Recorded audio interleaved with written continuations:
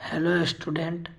आप 10वीं क्लास के स्टूडेंट हैं तो आपको प्रैक्टिस करना बहुत अनिवार्य है। तो हमने आपके लिए लाए हैं प्रैक्टिस सेट। इस यह प्रैक्टिस सेट साइंस का है जिसमें 80 क्वेश्चन है और हम इसमें सिर्फ 40 ही क्वेश्चन करेंगे और अगले वीडियो में हम 40 करेंगे और उसके सब्जेक्टिव भी क्वेश्चन लाए हैं। उसके बाद हम सब्जेक्टिव भी करेंगे। चलते हैं वीडियो के साथ हम आगे बढ़ते हैं। अब आपके दोस्त जितने भी हैं 10th क्लास में तो आप इस वीडियो को शेयर करें क्योंकि वह ज़्यादा से ज़्यादा वह इस वीडियो को देख पाए और प्रैक्टिस कर पाए और मैट्रिक में अच्छा नंबर ला सके। तो पहला क्वेश्चन है कि पहला क्वेश्चन यहाँ पर कह रहा है कि इसको हम थोड़ा कम करते हैं। ठीक है, पहला क्वेश्चन हमारा है कि प्रकाश के परावर्तन के कितने नियम हैं। तो जैसे कि हमने जानते हैं कि जो प्रकाश के परावर्तन के जो नियम होता है वह जो होता है 2 होता है। हमारा बी नंबर करेक्ट आंसर है, बी नंबर। अगला क्वेश्चन हमारा है कि समतल दर्पण द्वारा प्रतिबिंब कैसा होता है। समतल दर्पण द्वारा बना प्रतिबिंब कैसा होता है। तो समतल दर्पण द्वारा जो होता है प्रतिबिंब वह काल्पनिक होता है। हमने शुरू से पढ़ते आ रहे हैं। तो हमारा जो करेक्ट आंसर हो जाएगा वह ए हो जाएगा। अगला क्वेश्चन है कि दर्पण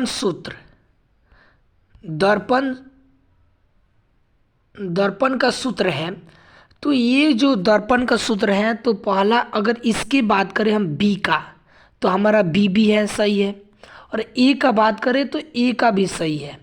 कैसे ए का भी सही है, थोड़ा इसको हम बात कर लेते हैं। तो 1/v जो दिया है यहाँ पर, ये जो दिया है इसको क्या कर लिया गया है, यहाँ पर लॉसर ले लिया गया है। ठीक, और इसको तिरछी गुना करा दी गई है। तो ये भी यू बराबर यू प्लस भी हो गया है और 1/v है। तो यही दिया है। तो जो हमारा करेक्ट आंसर है, इसमें करेक्ट आंसर है तो वह जो हमारा करेक्ट आंसर है वह जो है सी है। तो ये इस बात को हम ध्यान रखेंगे। ठीक, अगला क्वेश्चन है हमारा कि फोकस गोलीय दर्पण कह रहा है गोलीय दर्पण गोलीय दर्पण के फोकस दूरी और मौखरता के बीच का संबंध है। तो F बराबर क्या होता है, R/2 होता है। अगर हम R का मान निकालें तो R बराबर जो हो जाएगा 2F हो जाएगा। तो हमारा जो इसमें जो करेक्ट आंसर है वह जो है कौन सा है, तो हमने अभी निकाला कि R बराबर 2F। तो हमारा बी नंबर क्या है, बी नंबर सही है। अगला क्वेश्चन कह रहा है हमारा कि किसी लेंस द्वारा उत्पन्न आवर्धन का एसआई मात्रक जो होता है क्या होता है, तो वह जो होता है मात्रा विहीन होता है। अगर हम बात करें यहीं पर पूछ देता कि लेंस का एसआई मात्रक क्या होता, तो वह जो होता लेंस के एसआई मात्रक की, तो लेंस का जो एसआई मात्रक हो जाता वह जो हो जाता डायएफ्टर हो जाता, हमारा डायएफ्टर हो जाता। ठीक, अगला क्वेश्चन कह रहा है कि निम्न में से किस लेंस की फोकस दूरी ऋणात्मक होती है। तो फोकस दूरी के ऋणात्मक की बात कर रहा है। तो वह जो ऋणात्मक हो जाती है वो अवतल लेंस का होती है ऋणात्मक। अगर धनात्मक की बात करें तो जो धनात्मक होगी तो धनात्मक जो हो जाती है उत्तल लेंस का जो होती है धनात्मक होती है। आप इस पीडीएफ के अगर प्राप्त करना चाहते हैं तो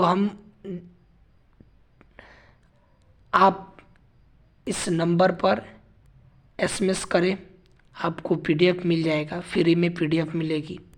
ठीक, इसके बाद अगला क्वेश्चन है हमारा कि निर्वात में प्रकाश का वेग जो होता है कितना होता है। तो निर्वात में प्रकाश का जो वेग होता है 3 × 10⁸ मीटर प्रति सेकेंड होता है। तो हमारा सी नंबर जो है वह करेक्ट आंसर है। अगला क्वेश्चन है कि कहता है एक एंगस्टन का मान होता है। तो एक एंगस्टन का जो मान होता है वह होता है 10⁻⁻9 मीटर होता है। ये हम जानते हैं, अगर नहीं जानते हैं तो आप याद रखेंगे। इसी तरह प्रेस्टिक होता है, आप नहीं जानते हैं तो उसे याद करने के सोचिए, अगर जानते हैं तो उसे देखिए। ठीक है, उसके बाद अगला क्वेश्चन है हमारा पुतली के साइज को कौन नियंत्रित करता है। तो पुतली को साइज को कौन नियंत्रित करता है, तो ये पारितारिका करता है। बी नंबर जो हमारा सही आंसर है। ठीक है, अगला क्वेश्चन हम बढ़ते हैं। तो अगला क्वेश्चन जो दिया है, जो निकट स्थित वस्तु को साफ नहीं देख पाता है तो वह नेत्र किस दोष से पीड़ित है। निकट वस्तु को देख नहीं पाता है तो वह कौन से, यानी उसको क्या हुआ है, पहले ये समझेंगे कि निकट दृष्टि दोष हुआ है कि दूरदृष्टि हुआ है। ठीक है, तो जब वस्तु जब नज़दीक दिखाई देता है और दूर की वस्तुएं नहीं दिखाई देती है तो दूरदृष्टि होती है। ये उल्टा होता है कि जब वस्तुएं जब क्या होती है, निकट की वस्तुओं को हम साफ देख पाते हैं लेकिन दूर की वस्तुओं को नहीं देख पाते तो दूरदृष्टि। लेकिन इसमें क्या दिया है, इसमें दिया है कि निकट की वस्तुओं को साफ नहीं देख पाता है।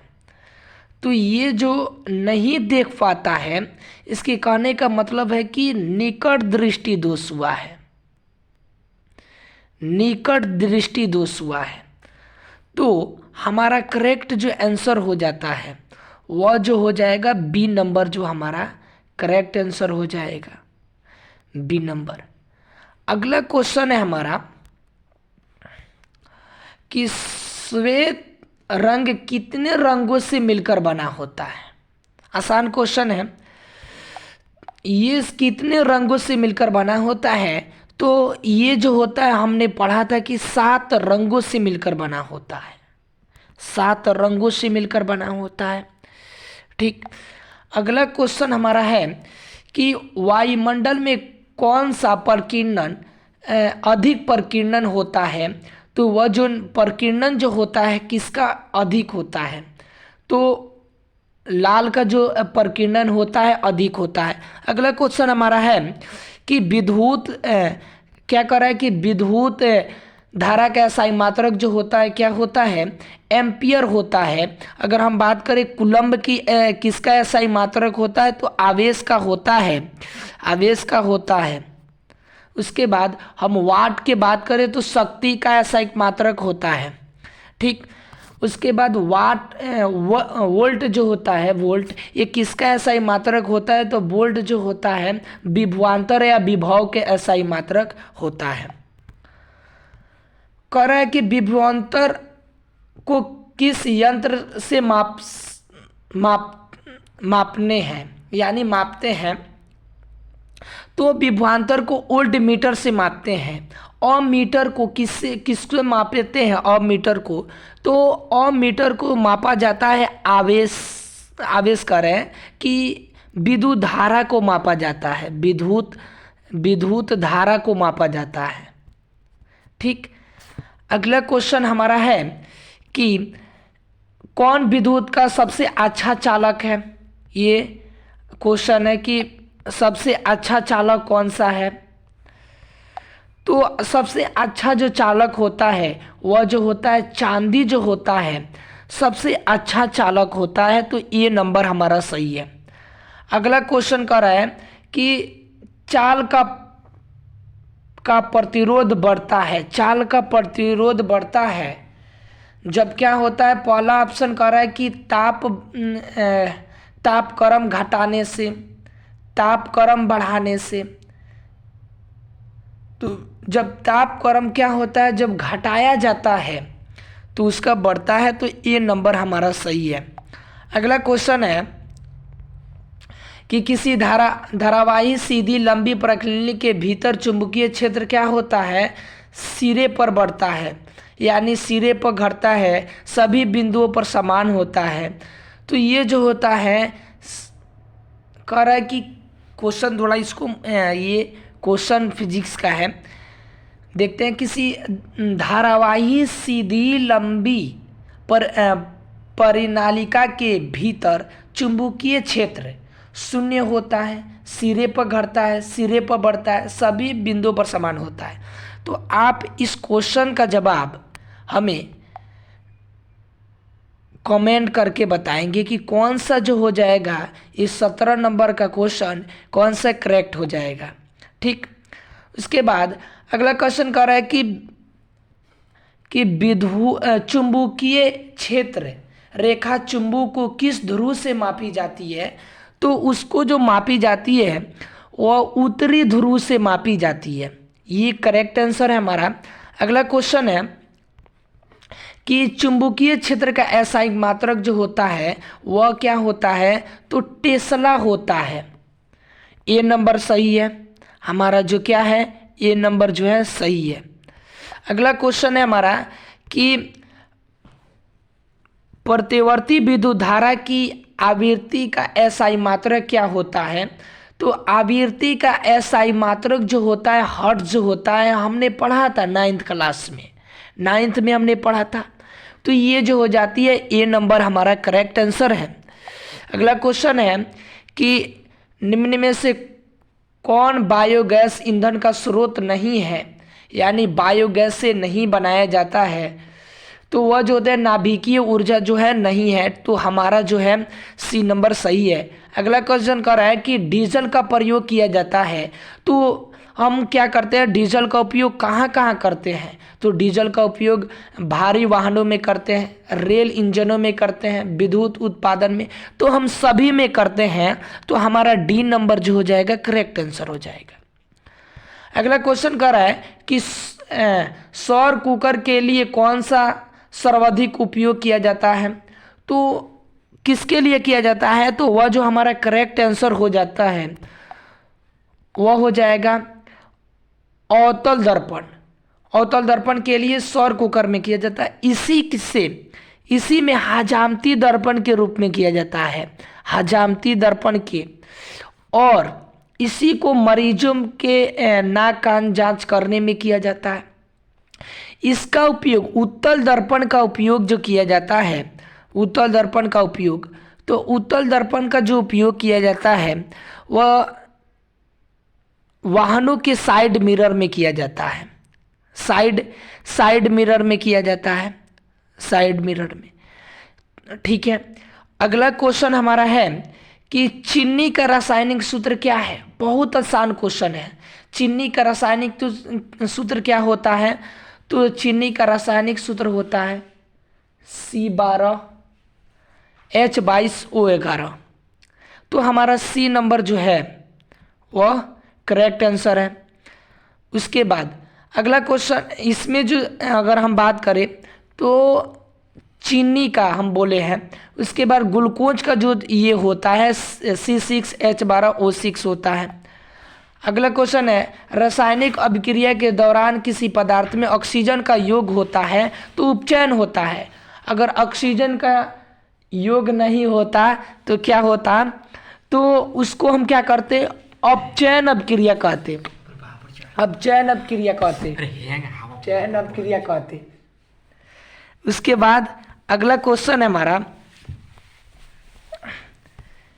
जो एजी क्लोराइड होता है, जिसको हम क्या करते हैं, एजी क्लोराइड है, सूर्य के प्रकाश में क्या हो रहा है, विघटित हो रहा है। तो Ag बना रहा है और क्लोराइड बना रहा है सूर्य के प्रकाश से। तो ये किस प्रकार के, तो ये जो एकल अभिक्रिया अभिकारक जो है, एकल अभिकारक है, ये टूटकर दो पदार्थों में विघटित हो जा रहा है। तो ये जो होता है अपघटन अभिक्रिया कहता है। संयोजन अभिक्रिया क्या कहता है कि इसी का विपरीत कहता है संयोजन अभिक्रिया। ठीक, ऊष्माक्षेपी अभिक्रिया जिसमें ऊष्मा का निर्माण होता है। अगला क्वेश्चन है कि श्वसन किस प्रकार की रासायनिक अभिक्रिया है, तो वह जो हो जाती है ऊष्माक्षेपी श्वसन, ऊष्माक्षेपी अभिक्रिया है। सी नंबर सही है। अगला क्वेश्चन है कि प्राकृतिक में ऑक्सीजन का संतुलन कैसे बना रहता है, तो वह जो बना रहता है प्रकाश संश्लेषण द्वारा संतुलन बना रहता है। अगला क्वेश्चन है हमारा कि जब लिटमस विलयन ना तो अम्लीय होता है और ना ही क्षारीय होता है, तब इस विलयन का रंग क्या होता है, तो उसका जो रंग होता है बैंगनी कलर का होता है। ठीक, और जब इसको लिटमस पत्र को कहाँ से निकाला जाता है, तो थैलाफाइड के लाइकेन पौधे से निकाला जाता है। लाइकेन से निकाला जाता है लिटमस पत्र, एक प्राकृतिक सूचक होता है लिटमस। उसके बाद अगला क्वेश्चन है निम्न में से कौन क्षारीय ऑक्साइड है। क्षारीय, तो एन जो नाइट्रोजन, ये सोडियम ऑक्साइड जो है, ये जो है क्या है, क्षारीय ऑक्साइड है। क्योंकि जितने भी धातु ऑक्साइड होते हैं सभी क्षारीय होते हैं। अगला क्वेश्चन है कोई विलयन लाल लिटमस पत्र को नीला कर देता है तो उसका पीएच मान जो होता है 10 होता है। क्या कर रहा है कि उसका पीएच मान जो हो जाए, ये जो होता है क्षारीय हो जाता है, क्षार हो जाता है क्षारीय। इसलिए क्या है, ये जो होता है नीले लिटमस पत्र को लाल कर देता है, लाल लिटमस पत्र को नीला कर देता है। ठीक है। अगला क्वेश्चन है कि दही में कौन सा अम्ल पाया जाता है, तो दही में जो अम्ल पाया जाता है लैक्टिक अम्ल पाया जाता है। इसका ट्रिक होता है दल होता है कि दही में जो पाया जाता है वो कौन सा पाया जाता है, लैक्टिक अम्ल पाया जाता है। चींटी के डंक में फॉर्मिक अम्ल पाया जाता है, चींटी के डंक में। उसके बाद एसिटिक अम्ल जो पाया जाता है वह के अचार में पाया जाता है, अचार में या सिरका में हम कह सकते हैं। इमली में जो टैट्रिक अम्ल पाया जाता है। अगला क्वेश्चन है कि टूथपेस्ट कैसा होता है, तो टूथपेस्ट जो होता है क्षारीय होता है। तो हमारा जो हो जाता है इसमें बी नंबर सही है। अगला क्वेश्चन है कि बेकिंग सोडा का रासायनिक सूत्र क्या होता है, तो बेकिंग सोडा का जो रासायनिक सूत्र होता है NaHCO3 होता है।